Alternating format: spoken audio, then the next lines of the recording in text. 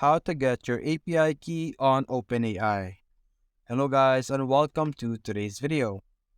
Today we're going to talk about Openai.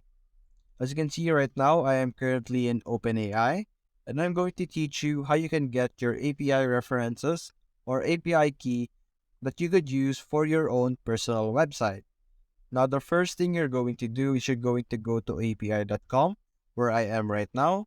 And as you can see here on the top part, we are able to see research, product, developers, safety, and company.